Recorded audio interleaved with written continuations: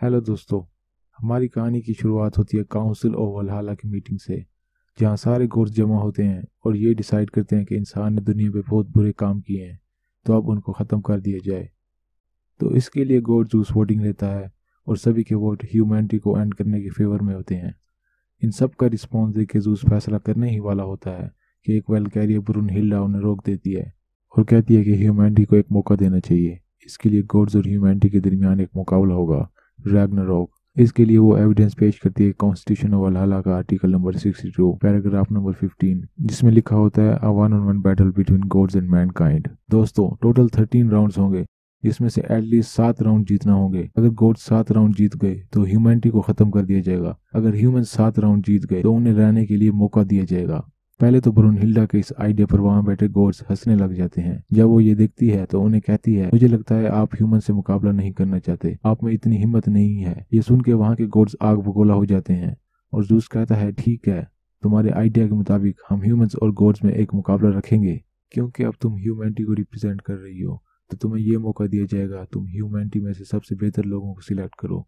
तो वो एग्री करती है और कहती है कि 7 मिलियन ईयर्स की हिस्ट्री में से मैं बेस्ट 13 लोगों को रिप्रेजेंट करूंगी।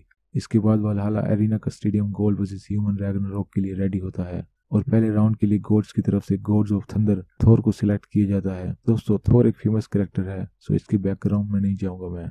और ह्यूमंस की तरफ से लूबू को सिलेक्ट किया जाता है। लूबू चाइनीज मिलिट्री जनरल होता है अपने टाइम में और टीनेज में ही सबसे ताकतवर योद्धा बनने के लिए घर से निकल जाता है। वो पूरा यूरेशियन कॉन्टिनेंट घूमता है किसी ऐसे की तलाश में जो इसकी ताकत को चैलेंज कर सके। अपने रास्ते में आने वाले हर इंसान और जानवर को वो खत्म कर देता है। वो 30 साल तक सफर करता है और आखिर उसे यकीन हो जाता है कि उससे ज्यादा ताकतवर कोई नहीं। वो इतना ज्यादा ताकतवर हो के बोरिंग फील करता है। जब उसे फांसी देने के लिए लाया जाता है तो वो बासियां ले रहा होता है और बोलता है, मैं बहुत बोर हो रहा हूँ, मुझे जल्दी फांसी दो, कहीं मैं अपनी बोरियत से ही न मर जाऊं। तो मुकाबले की तरफ वापस आते हैं। लूबू और थोर में शानदार मुकाबला होता है। लूबू थोर को जख्मी करता है और थोर भी शानदार तरीके से फाइट करता है। उनकी फाइट के दौरान ही जूस नोटिस करता है कि कुछ अनयूजुअल हो रहा है। कोई भी इंसान गॉड के वेपन के आगे नहीं टिक सकता। तो लूबू का वेपन थोर के म्योल्निर के आगे कैसे टिका हुआ है। फिर उसे शक होता है कि कहीं ऐसा तो नहीं। बिल्कुल दोस्तों, ऐसा ही है।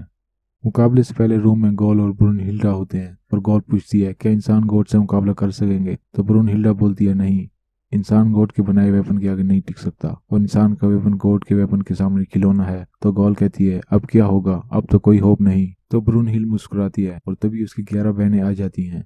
उनमें से एक बोलती है, क्या हुआ ब्रूनहिल, तुमने हम सबको क्यों बुलाया है। तो ब्रूनहिल बताती है कि रैग्नारोक में तुम सबको अपनी सोल ह्यूमंस को डेडिकेट करनी है। हर वैल्किरी हर ह्यूमन के लिए किसी न किसी वेपन की शक्ल में हेल्प करेगी और ये किसी को नोटिस भी नहीं होगा कि वैल्किरी ने वेपन की शक्ल इख्तियार कर ली है। तो सब इससे मुत्तफिक हो जाती हैं। इस चीट को जूस नोट कर लेता है, लेकिन वो गुस्सा होने की बजाय खुश होने लगता है और बोलता है, हजारों सालों बाद मेरे दिल में खुशी से आग लग गई है। और वो ब्रूनहिल्डा के इस चीट पे उसे फ्लाइंग किसी सेंड करता है, जिसे देखकर वो कहती है, अपना मुंह बंद करो बुड्ढे। इस तरफ फाइट करते हुए लूबू की दोनों टांगें टूट जाती हैं और वो नीचे बैठ जाता है।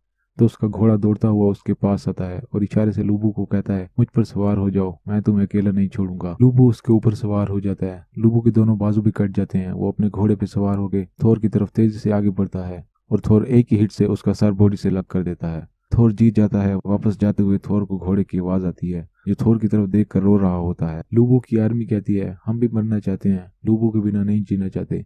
उसकी आर्मी और घोड़ा थोर की तरफ भागते हैं और थोर बोलता है, ऐसा ही सही, और एक हिट से उन सबको मार डालता है। इस तरह गॉड वर्सेस ह्यूमन रैग्नारोक के फर्स्ट राउंड में थोर जीत जाता है। उसके बाद नेक्स्ट राउंड शुरू होता है, जिसमें ह्यूमैनिटी की तरफ से फादर ऑफ मैनकाइंड एडम को सिलेक्ट किया जाता है और गॉड्स की तरफ से शिवा की बारी होती है फाइटिंग की। जब शिवा रास्ते में होता है तो जूस उसे रोक लेता है और बोलता है, ये सेकंड राउंड मुझे खेलने दो। शिवा उसकी बात नहीं मानता, पर जूस बार बार इसी बात को रिपीट करता है और अपनी पावर से शिवा को बिठा देता है। तो शिवा को अंदाजा हो जाता है कि जूस नहीं मानने वाला, तो वो जूस को सेकंड राउंड के लिए जाने देता है। राउंड 2 में एज पर यूजुअल एक वेलकैरी वेपन में बदलकर एडम के हाथ में आ जाती है और जूस भी अपनी ट्रांसफॉर्मेशन कर लेता है। दोनों फाइट शुरू कर देते हैं। एडम बहुत अच्छे से लड़ता है। वो जूस को हर पंच को मिली सेकंड में डोज करता है। तो ब्रूनहिल्डा बताती है कि इसके पास डिवाइन रिफ्लेक्शन की पावर है, जिससे वो गॉड्स की टेक्निक को कॉपी करके वैसा हमला कर सकता है। जूस अपनी एक यूनिक टेक्निक जिसका नाम fish dad can Sarpass time use करता है, जो उसने अपने डैड से सीखी थी जब उसने अपने डैड को मार डाला था।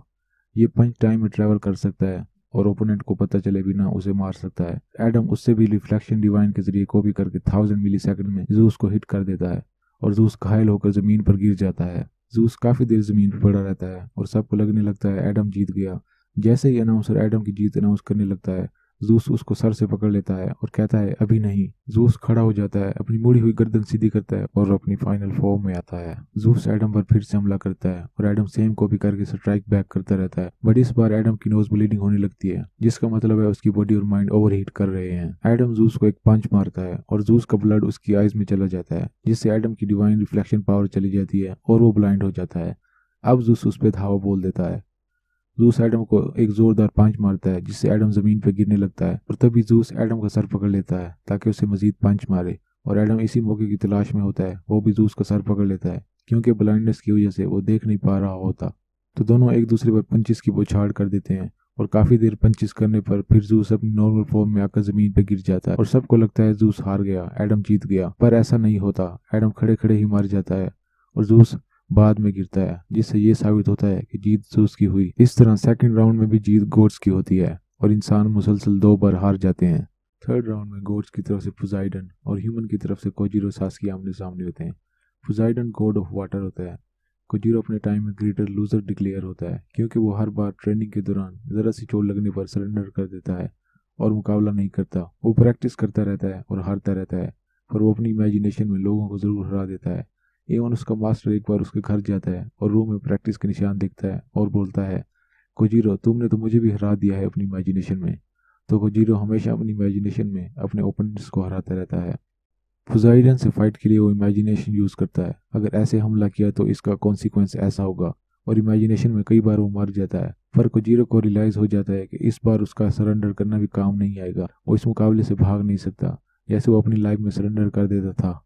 तो कोजिरो पोसाइडन पे हमला करता है। पोसाइडन भी उस पर वार करता है, लेकिन कोजिरो पहली बार उसका अटैक डोज करके स्ट्राइक बैक करता है और पोसाइडन के कुछ बाल कट जाते हैं। तब पोसाइडन पहली बार उसकी आंखों में देखता है, क्योंकि पोसाइडन एटीट्यूड वाला ताकतवर गॉड होता है, तो वो किसी की आंखों में नहीं देखता और ना किसी पर हमला करने के लिए कभी आगे चलता है। वो अपनी जगह टिका रहता है और किसी ने हमला करना हो तो खुद उस पर आकर करता है और पोसाइडन उसे मार देता है। लेकिन कोजिरो की स्ट्राइक की वजह से वो कोजिरो को देखने और उस पर हमला करने के लिए आगे बढ़ने पर मजबूर हो जाता है, जिससे सारे गॉड्स हैरान होते हैं। पोसाइडन कोजिरो पर हमला करता है, बट कोजिरो सारे अटैक्स डॉज करता रहता है अपनी इमेजिनेशन एबिलिटी की वजह से। याद रहे, यहाँ इमेजिनेशन का मीन कोई फ्यूचर देखना नहीं है। लेकिन एक बार कोजिरो उसका नेक्स्ट मूव प्रिडिक्ट करने में लेट हो जाता है।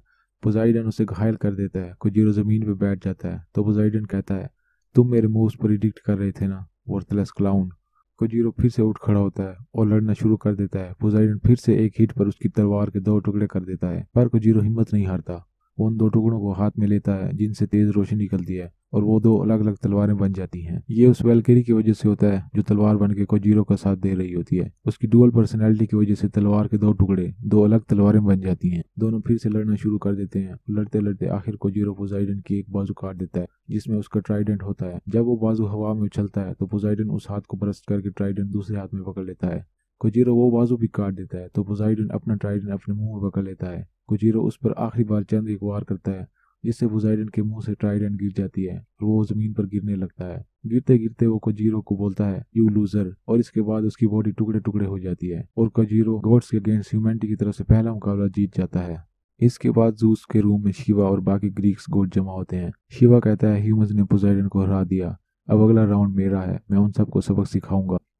जूस बोलता है, पोसाइडन उस कोजिरो से वीक था, हमें बस अब ह्यूमंस को सीरियसली लेना है और हम ग्रीक गॉड्स को कुछ कर्ज चुकाना है, तो पहले हम उनसे मुकाबला करेंगे। इसके बाद गॉल ब्रूनहिल और हर्मेस को कुछ बातें करता देखती है। जब वो वहां पहुंचती है तो हर्मेस वहां से चला जाता है। ब्रूनहिल से पूछती है, तुम दोनों में क्या बातें हो रही थी? तो वो बोलती है, कुछ नहीं, और आगे चली जाती है।